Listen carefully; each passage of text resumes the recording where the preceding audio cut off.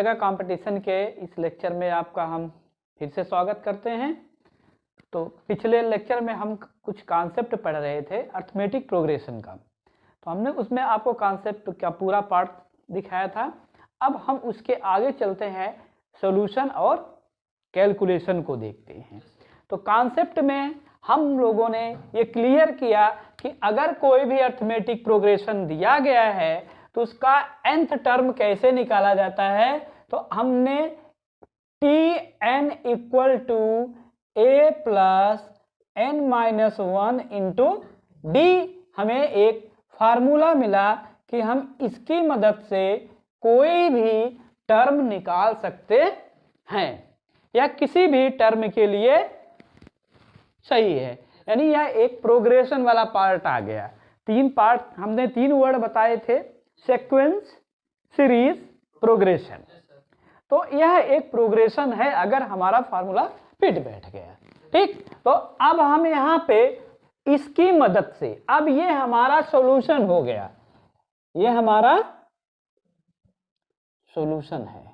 हमें सॉल्यूशन मिल गया कि हमें इस प्रॉब्लम को सॉल्व करने के लिए, इन सारे प्रॉब्लम को सॉल्व करने के लिए ये टूल यूज करना है। यह हमारा सॉल्यूशन हुआ। कॉन्सेप्ट से हमने ये समझा, उसको समझ के हमने ये कॉन्सेप्ट से हमने ये सॉल्यूशन निकाला, एक जनरल सॉल्यूशन फार्मूला निकाला। ठीक है, कॉन्सेप्ट से निकाला। अब इसके बाद जब हमें सॉल्यूशन मिल गया तो अब रह गया क्या, कैलकुलेशन करना।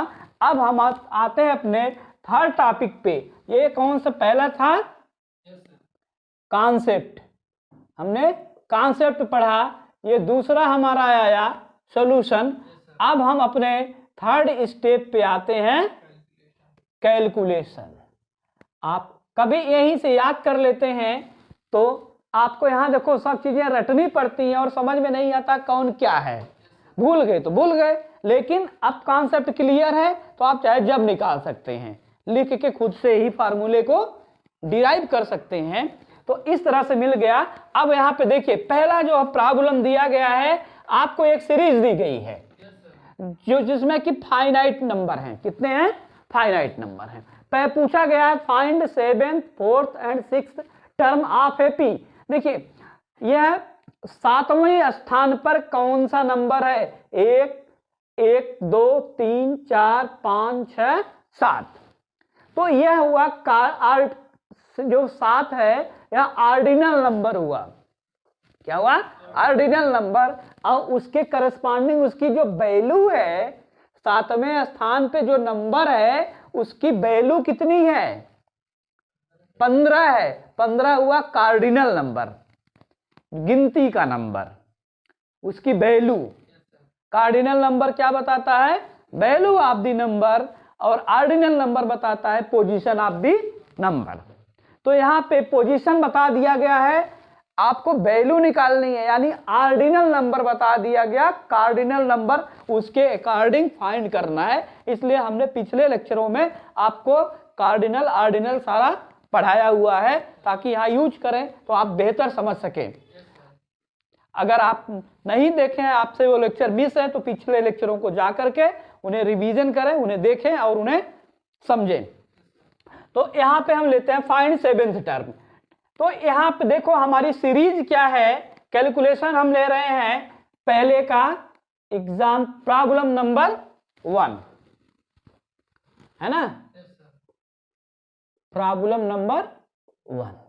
हमारा सीरीज है 3, 5, 7, 9, 11, 13 और 15। अभी हम सम नहीं निकाल रहे हैं, अभी सिर्फ पोजीशन निकालना इसकी सहायता से सीख रहे हैं। ठीक है, तो यहाँ पे देखिए, ये हमारा फर्स्ट टर्म हुआ। तो a इक्वल टू यहाँ पे 3 है, और d इक्वल टू, d कितना हो जाएगा, कोई भी दो नंबर घटा लें जो पास पास में हो।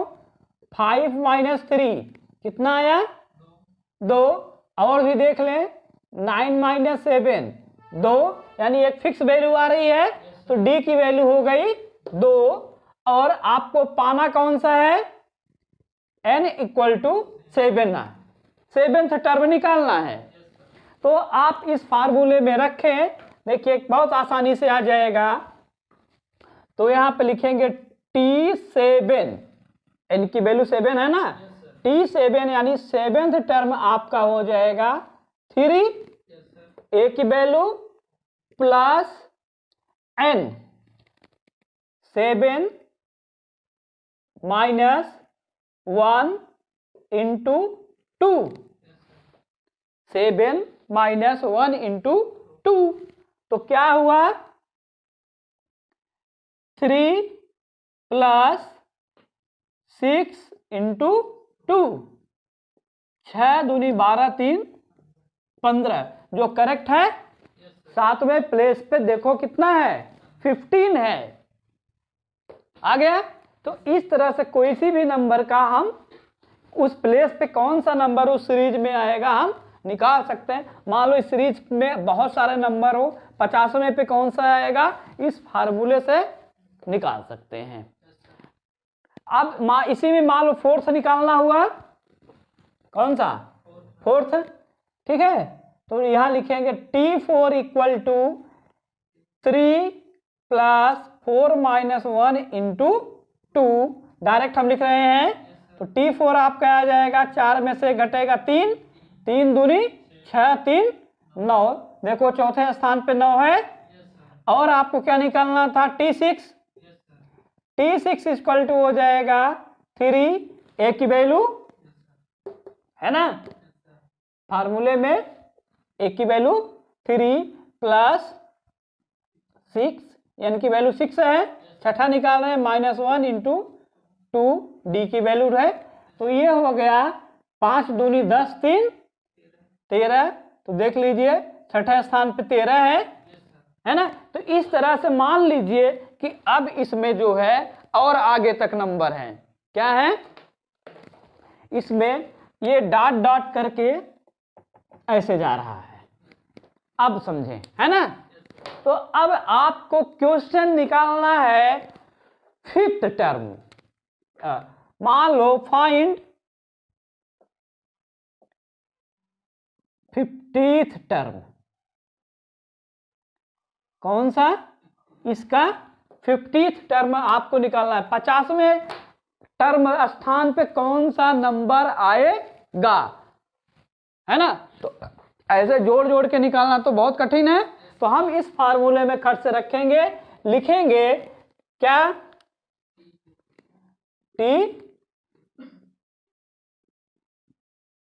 T50 है ना, equal to 3 plus 50 minus 1 into 2 हुआ। एक कैलकुलेशन हो रहा है, अभी हम लोग क्या कर रहे हैं, ये कैलकुलेशन। 3 प्लस 49 इंटू 2 हो जाएगा 3 प्लस 101, 98। अब जोड़ देंगे तो 101, यानी अगर इसको बढ़ाते जाएं तो 50वें प्लेस पे हमें 101 मिलेगा, ठीक है। अब आते हैं हम लोग सेकंड पे, किस पे आते हैं, सेकंड प्रॉब्लम पे आते हैं।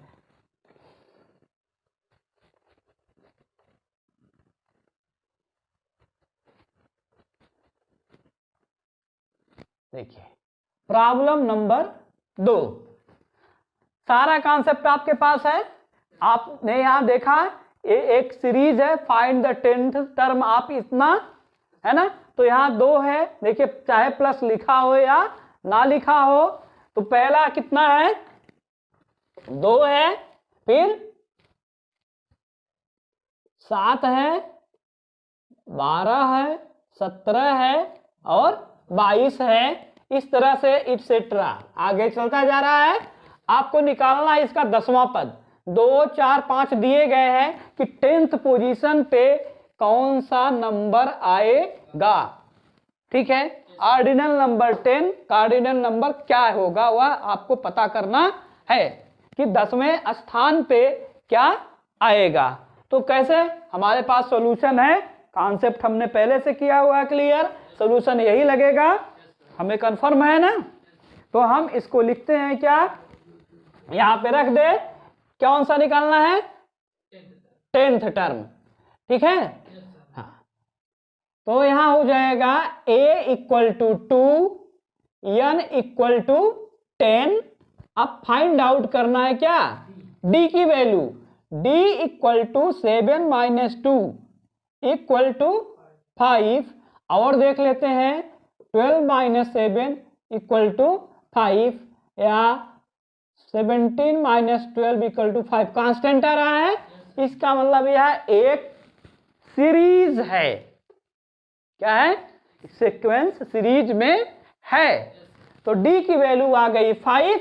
तो अब इस फार्मूले में हम रखें T10 equal to 2 plus 10 minus 1 into 5, ये हो जाएगा 2 प्लस 45, है ना, या T10 इक्वल टू हो गया 47, हो गया इसका सोल्यूशन।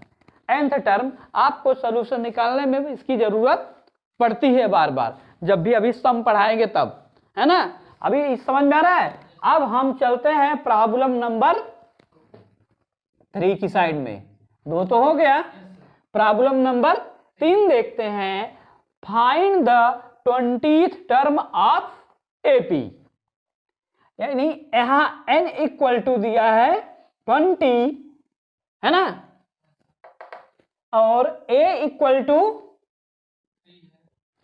3 है, और d इक्वल टू आपको फाइंड आउट करना है 5 माइनस 3 इक्वल टू 2। और देख लीजिए 7 minus 5 equal to 2, 9 minus 7 equal to 2, यानी कि कॉमन डिफरेंस जो है वो 2 है। तो यह भी एक सीरीज हुई, तो यहाँ यह भी हमारा फार्मूला यहाँ भी अप्लाई होगा।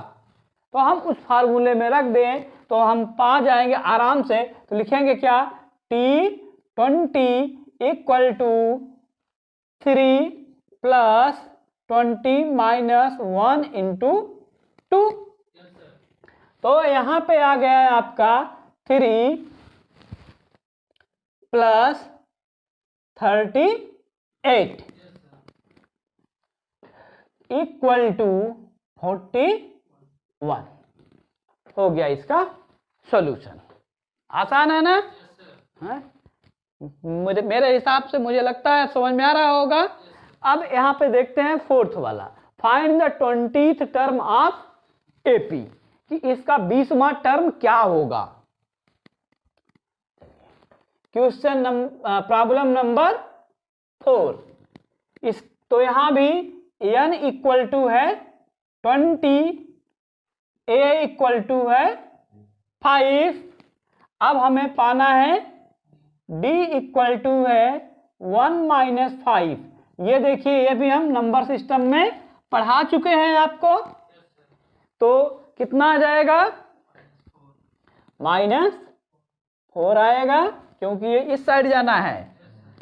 और यहां से देखें -3 -1, माइनस माइनस हमने बताया है, यहाँ कॉमन डिफरेंस -3 -1, तो ये दोनों जुड़ जाएंगे। तो कितना हो जाएगा, -4। ये माइनस माइनस कैसे जुड़ता है ये भी हम आपको पिछले लेक्चर में पढ़ा चुके हैं। तो आप पिछले लेक्चर को जाकर के एक बार रिवीजन कर सकते हैं, ठीक है। तो अब देखिए, फिर से हम उसी फार्मूले में रखें, है ना, जो हमारे पास है। तो हो जाएगा T20 इक्वल टू a की वैल्यू है 5, n की वैल्यू है 20 -1, d की वैल्यू है -4। जब भी मल्टीप्लाई लिखे हैं ऐसे तो ब्रैकेट में लिखें, तब यहाँ मल्टीप्लाई दिखाई देगा, अदरवाइज कंफ्यूजन में आपको -4 अगर डायरेक्ट लिखेंगे तो एक अलग टर्म बन जाएगा। हमने बता दिया कैसे मल्टीप्लाई एक ही टर्म होता है, ठीक है। तो यहाँ पे आ जाएगा 5, देखिए प्लस यहाँ 20 में से 1 घटाएंगे 19 आएगा, और 19 का माइनस में 4 करेंगे तो -76 आएगा। ये भी बता चुके हैं कैसे। अब ये देखिए आया 5 प्लस और माइनस जब मल्टीप्लाई करते हैं तो माइनस ही आता है, उसको चेंज कर देता है, तो आंसर आपका आया -71। ठीक है, तो यहां पे देखिए जब सीरीज में वैल्यू घटती जाए, डी का मान अगर निगेटिव होगा, डी का मान डिफरेंस अगर निगेटिव होगा तो सीरीज आपकी कन्वर्जिंग होगी, मतलब डिसेंडिंग ऑर्डर में होगी, वैल्यू आगे घटती जाएगी। और डी की वैल्यू कॉमन डिफरेंस अगर पॉजिटिव होगा तो आपकी सीरीज असेंडिंग ऑर्डर में जाएगी, आगे आप क्या होगी, बढ़ती चली जाएगी। ठीक है, तो इस तरह से हमने इन एग्जाम्पल को देखा। अब लास्ट एग्जाम्पल 5th देख लेते हैं, है ना, कि 5th में क्या है। देखिए, check whether 301 is the term of the list of the number. क्या 301 इस सीरीज का एक मेंबर है, कि इस सीरीज में, इसका मीनिंग ये है कि इस सीरीज में क्या यह नंबर कहीं पड़ेगा कि नहीं पड़ेगा। क्वेश्चन ये है कि यह नंबर इस सीरीज को अगर आगे बढ़ाया जाए तो क्या कहीं ये 301 इसमें आएगा कि नहीं आएगा, ये हमारा प्रॉब्लम है। ठीक है, तो ये अगर ये 300 आएगा तो कहाँ आएगा, किस प्लेस पे आएगा, इसका ऑर्डिनल नंबर क्या होगा, वी डोंट नो। तो अब हम इसे मान लेंगे, मान लीजिए nth पोजीशन पे आएगा, तो लिखेंगे क्या, suppose 301 comes at nth place. ठीक, हम मान लेते हैं कहाँ आएगा, nth प्लेस पे, तो हम कहेंगे nth जो हमारा प्लेस हुआ यानी tn की वैल्यू हुई, ठीक है ना, 301 वैल्यू है, वो nth प्लेस की क्या है, वैल्यू है। ठीक है, क्या है, इक्वल टू, यानी कि tn इक्वल टू क्या दिया गया है, 301। n की वैल्यू n ही दी गई है, क्या दी गई है, n ही दी गई है। a की वैल्यू कितनी है, 5 है। d की वैल्यू देखिए कितना है, 11 - 5 = 6, और 17 - 11 = 6 है। हम जहां tn है वहां 301 रखेंगे, क्या रखेंगे, 301, क्योंकि ये उसकी वैल्यू है, n पोजीशन बताता है, ऑर्डिनल नंबर। और जबकि ये क्या दिया गया है, उसकी वैल्यू दी गई है, कार्डिनल नंबर दिया गया है, tn की वैल्यू दी गई है, अभी तक जो हम निकालते आए थे। ठीक ना, तो इक्वल टू हो जाएगा या 5 + n - 1 × 6। अब इसको सॉल्व करें तो n की वैल्यू आनी चाहिए, जो कि एक इंटीजर होना चाहिए। क्या होना चाहिए, इंटीजर, पूर्ण संख्या होनी चाहिए। पोजीशन में हमेशा पूर्ण संख्याएं होती हैं, है ना, 1, 1st, 2nd, 3rd, 4th, 5th, 6th, 7th जो भी रहे, 20, 21st, 27, इस तरह से वो फ्रैक्शन में नहीं आना चाहिए। तब यहाँ पे हल करिए, इसको सॉल्व करेंगे, 301 = 5 + 6n - 6। अब आपको जो फाइंड आउट करना है, n की वैल्यू निकालनी है ना, इसको छोड़ के इसके साथ जितने भी हो सबको एक साइड ले आओ। तो 301 जब भी कोई संख्या इधर आती तो इसके राइट में लिखने की कोशिश करिएगा हमेशा। ठीक है, हमेशा इधर से जाए तो भी राइट में, इधर आए तो भी राइट में। तो पहले 5 उसी क्रम में ले आओ, -5, -6 को उलट जाएगा, +6 = 6n हो जाएगा। तो यहां से करोगे तो +1 आ जाएगा, तो ये हो जाएगा 302 इक्वल टू 6n, 6 नीचे आ जाएगा तो n इक्वल टू लिख सकते हैं 302 अपॉन 6। काट दीजिए तो ये 6 से नहीं कटेगा, क्योंकि 6 से तब कटेगा जब यह कोई भी संख्या कब डिवाइड होती है, 6 से, जब वह इवन हो और 3 से डिवाइड हो। तो 3 से डिवाइड हो रहे का रूल है कि सभी डिजिट का सम 3 से डिवाइड हो जाए। तो सभी डिजिट देखिए 3 2 5 ही होगा, 3 से डिवाइड नहीं होगा। तो 2 से अगर डिवाइड कर दें तो हो जाएगा कितना, 151 अपॉन 3। अब ये नहीं कटेगा, तो इस तरह से कहेंगे क्या, आंसर क्या आया कि 301 इस सीरीज का कोई मेंबर नहीं होगा, इस सीरीज में कहीं यह नंबर नहीं आएगा, क्योंकि यह वैल्यू हमेशा इंटीजर आनी चाहिए। क्या आनी चाहिए, इंटीजर। तो इस तरह से भी क्वेश्चन पूछा जा सकता है कि आप बताइए कि यह इसमें आएगा कि नहीं आएगा।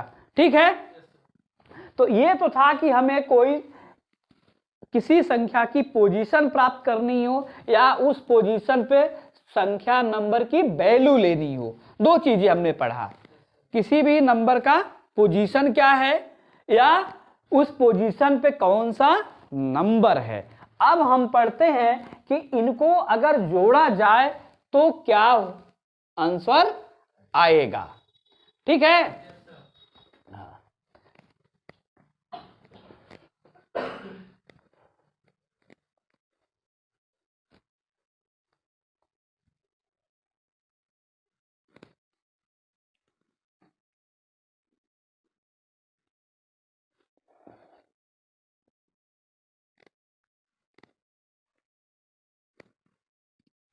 अब देखिए इस तरह से मान लीजिए जोड़ना है। देखिए पहला आपने पढ़ा h equal to n a plus l by 2। हमने अभी थोड़ी देर पहले बताया, करके दिखाया था। जैसे यहाँ पे ले लीजिए 1 प्लस 2 प्लस 3 प्लस 4 प्लस 5, तो इसका यो सम देखिए 5 4 9 3 12 3 15 आता है। तो आपने लिखा यहां से फार्मूले से देखिए तो हो जाएगा 5 नंबर है, 5/2 1 प्लस 5 इक्वल टू, देखिए यहां से 6 आ जाएगा, 2 से कटेगा 3 और 5 15, तब भी आ गया। तो अब अगर इसमें और भी नंबर हो, क्या हो, और भी, जैसे इसी सीरीज को ले लें, इसको फर्स्ट वाली को ले लें कि इसका सम मान लीजिए 15 तक निकालना है। पहले कहां तक, हमारा प्रॉब्लम है सम, क्या, फाइंड सम, फाइंड सम है ना, कितने का, बोलिए 3 plus 5 plus 7 plus 9 plus 11 plus 13 plus 15, तो हो जाएगा Sn इक्वल टू, देखिए कितने नंबर हैं, 1 2 3 4 है ना, 5 6 7 7, ठीक, यहाँ पे 3 प्लस 15 इंटू डी की वैल्यू कितनी है, 2 है, अभी निकाला था थोड़ी देर पहले, अपॉन 2 है ना।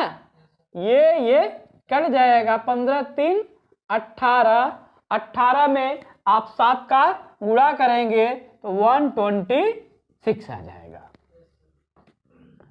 कितना आएगा, 126 आ जाएगा, यही आएगा ना। क्या हुआ, हाँ सॉरी सर, ये आ जाएगा है ना, 15 3 18 9 7 63 63, कितना आया, 63, ठीक है। 15 3 18, 9 2 से कट जाएगा, 9 9 का 7 में गुणा करेंगे तो 63 आ गया। अब मान लीजिए इसमें आपको निकालना हो कि 50वें पद तक, तो आपको अब 50वें पद पे कौन है ये नहीं पता है ना, तो दो तरह से किया जा सकता है। क्या, ये आपको सीरीज दिया गया है, ठीक है ना, find the sum up to, ठीक है, हाँ, 50th पोजीशन। तो अब यहां पे देखिए लास्ट टर्म पता था इसका, अब पहले आपको 50th पोजीशन पे कौन सा नंबर आएगा वो निकालना होगा। तो आपके पास पहला ऑप्शन होगा, इस फार्मूले से कौन सा नंबर निकालेंगे, T5 की वैल्यू निकालेंगे कि 50वें स्थान पे कौन सा नंबर आएगा, है ना, plus dot dot dot dot dot, यहां मान लीजिए आया 50, कौन सा 50वां प्लेस, तो इस पे क्या आएगा, है ना। तो कैसे निकालोगे आप, लिखोगे T50 इक्वल टू ए की वैल्यू 3 है, प्लस यहां पे 50 माइनस 1 इंटू डी की वैल्यू 2 है ना। तो अब यहां से T50 की वैल्यू आ जाएगी, ये क्या 3 प्लस 98 या 101 आ गई। अब आपको इसका सम, यहां से लेके यहां तक का सम निकालना है, तब आप रखेंगे इसको, अब सेकंड स्टेप में कैलकुलेट करेंगे। ये कौन सा स्टेप था, फर्स्ट। सेकंड स्टेप क्या हो जाएगा, s इक्वल टू यहां हो जाएगा 50 बाई 2 a प्लस ए की वैल्यू, सॉरी ए की वैल्यू 3 प्लस 101 हो गया। तो अब आया देखिए ये क्या 25 है ना, और इंटू यहां कितना आ जाएगा 104, तो ये आप मल्टीप्लाई कर दीजिए, तो 2500 का 100 को 0, है ना, फिर 10 को 0, 25 का 25 है 26, है ना, कितना आ जाएगा 2600 आ गया, ठीक है। तो इस तरह से आप इसको सॉल्व करेंगे, सॉल्यूशन निकल गया ना। तो ये आपके पास कॉन्सेप्ट था कि आपको मान लो बताना था, यहां हमने निकाल लिया कि उस स्थान पे कौन सा नंबर आएगा, फिर वो एल की वैल्यू हो गई, किसकी वैल्यू हो गई, एल की वैल्यू हो गई। तो पहले मैंने यहां से उसका स्थान पे ये निकाला, फिर उसको इस फार्मूले में रखा और हमारा आंसर आ गया। अब लेकिन यहां हमें 2 स्टेप में करना पड़ा, कितने स्टेप में, 2 स्टेप में करना पड़ा। तो यहाँ पे सम का एक जनरल मेथड है शॉर्ट, हम बता रहे हैं, पूरा यहाँ डिटेल आपको नहीं बताएंगे, उसका डेरिवेशन नहीं बता रहे हैं, हम शॉर्ट ट्रिक से आपको डेरिवेशन बता रहे हैं, ठीक है। फुल यहाँ पे हम नहीं बता रहे हैं क्योंकि उसको आपको यहाँ जरूरत नहीं है, उसका काम नहीं है, तो हम शॉर्ट में बता रहे हैं। देखिए हमने लिखा क्या, S बराबर n upon 2 a plus L. यहां पे a जो है फर्स्ट टर्म है और l जो है वो लास्ट टर्म है ना। तो अब अगर l की जगह पे nth टर्म ले लिया जाए, कोई भी टर्म, कौन सा टर्म, ये तो केवल था कि जब आपको लास्ट टर्म मालूम हो, है ना। अब क्वेश्चन ये है, क्वेश्चन है ये, प्रॉब्लम नहीं, क्या है question, when last term is not given, जब आपको लास्ट टर्म ना दिया जाए तब आप क्या करेंगे। ठीक है, जब आपको लास्ट टर्म ना दिया जाए, nth टर्म दिया जाए, क्या दिया जाए, nth टर्म ही आपका लास्ट टर्म होगा, क्या दिया जाए, है ना, and nth term is given, then nth term will be last term। ये बहुत इंपॉर्टेंट है, ठीक है, तब आपका nth टर्म ही क्या हो जाएगा, लास्ट टर्म हो जाएगा, ठीक है। तो हम कहेंगे यहां कि a इक्वल टू 3 हो जाएगा, L equal to nth term, nth term, ठीक है। तो यहां पे S इक्वल टू क्या हो जाएगा, n/2 a plus nth term, ठीक है। और nth टर्म बराबर ये होता है, तो क्या होता है कि नहीं होता है, तो हम यहां लिखेंगे S बराबर n/2 a plus n-1 into D. ये फार्मूला बन गया एक स्टेप में करने का। आप इसे दो पार्ट में याद रखिएगा, ये चीज first term plus nth term, जहां लास्ट टर्म लिखते थे वहीं nth टर्म, nth टर्म की वैल्यू आप यहां से निकाल सकते हैं, जैसे अभी हमने दो स्टेप में करके दिखाया, अभी उसी को यहां इंक्लूड कर दिया तो एक ही स्टेप में सारा कैलकुलेशन हो जाएगा। इसको देखो शॉर्टकट में ऐसे और थोड़ा लिखा जाता है, n/2, ये देखो ये दोनों जुड़ जाएगा तो ये हो जाएगा 2a plus n-1 into D. लेकिन हम रेकमेंड करेंगे कि आप इस रूप में याद रखें, इसको अलग फर्स्ट टर्म को और nth टर्म को अलग रखें। इस तरह से थोड़ा कंफ्यूजन होता है कि ये कहां से 2 क्यों आ गया, है ना, 2 कहां से आ गया, ये आपको कंफ्यूज करता है। तो हम आपको रिकमेंड करेंगे कि आप इन दोनों के रूप में याद रखें। अब इसमें आप वैल्यू रखें, देखें यहां पे तो यस इक्वल टू हो जाएगा, आपको 50 निकालना था तो लिखेंगे 50/2, ठीक है। यहां पे लिखेंगे क्या 3 प्लस 3, है ना, 50-1 इंटू डी की वैल्यू क्या है 2 है, ब्रैकेट क्लोज, ए आया 25, ये आ गया आपका, यहां से देखिए ये यहां प्लस है, क्या है प्लस है, तो 3 3 6 प्लस ये कितना हो जाएगा 98 हो गया। ये आया 25 इंटू कितना जाएगा 104,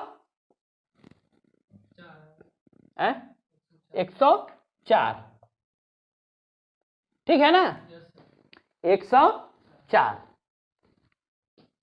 98 और 6 104। अब गुणा कर दीजिए